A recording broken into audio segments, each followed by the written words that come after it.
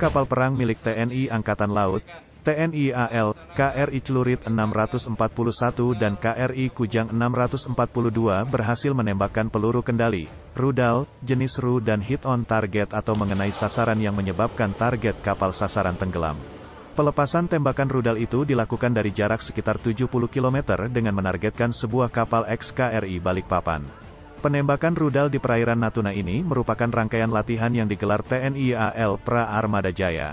Sebagai informasi, kedua kapal milik TNI AL itu merupakan kapal cepat rudal, KCR, tipe 40 yang tergabung dalam Satuan Kapal Cepat, Satkat. Koarmada 1. Kapal ini merupakan kapal pemukul reaksi cepat di mana dalam pelaksanaan tugasnya mengutamakan unsur pendadakan, mengemban misi menyerang secara cepat, menghancurkan target sekali pukul dan menghindar dari serangan lawan dalam waktu singkat pula, tulis Dinas Penerangan Angkatan Laut dalam keterangannya. Sementara itu, rudal C-705 merupakan satu di antara banyak senjata strategis yang dimiliki TNI AL yang dipasang di berbagai kapal jenis KCR. TNI AL pada latihan Pra Armada Jaya ini mengerahkan sejumlah alutsista seperti kapal perang, pesawat udara dan kendaraan tempur marinir. Daerah latihan ini sendiri dilakukan di Jakarta, Laut Jawa, Laut Natuna Utara dan Dabo Singkep, Kepulauan Riau. Latihan itu terdiri dari operasi laut gabungan. Ops Lagap, diperankan oleh Koarmada 2 Surabaya. Latihan operasi gabungan amfibi, Ops Gapfib, oleh Koarmada 1 Jakarta. Latihan pasukan pendarat Korps Marinir, Pasrat Kormar, oleh Kormar. Latihan operasi pendaratan administrasi, Ops Ratmin, oleh Kolin Lamil, serta latihan operasi pertahanan pantai, Ops Santai, oleh Koarmada 1 dalam hal ini Lantamal 4 Tanjung Pinang.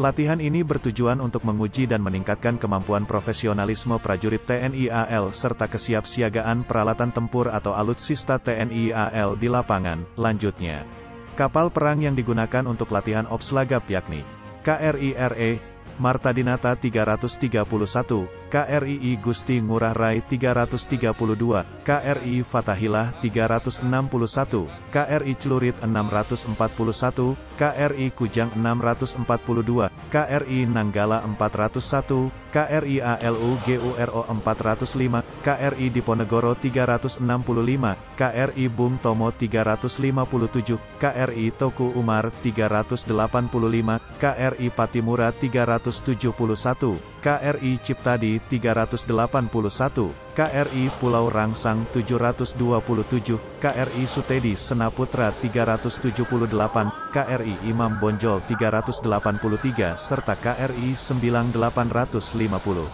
Sedangkan, untuk latihan Ops Ratmin kapal perang yang digunakan meliputi KRI Teluk Bintuni 520, KRI Teluk Lampung 540, KRI Teluk Amboina dan KRI HALASAN 630. Sementara, untuk latihan Ops VIP menggunakan kapal perang KRI Teluk Cirebon 543, KRI Teluk ND 517, KRI Teluk Sorong 536, KRI Pulau RAAS 726, KRI Bung Tomo 357, KRI Toku Umar 385, KRI Patimura 371, KRI Imam Bonjol 383, KRI John Lai 358 dan KRI Ciptadi 381. Kemudian untuk latihan Ops Santai kapal perang yang diturunkan meliputi KRI Barakuda 814, KRI Crate 827, KRI SIGUROT 864. Selain itu juga dikerahkan 5 pesawat udara, 10 kendaraan tempur yang terdiri dari BTR 56 unit dan BMP-3F sebanyak 4 unit. Rudal buatan China.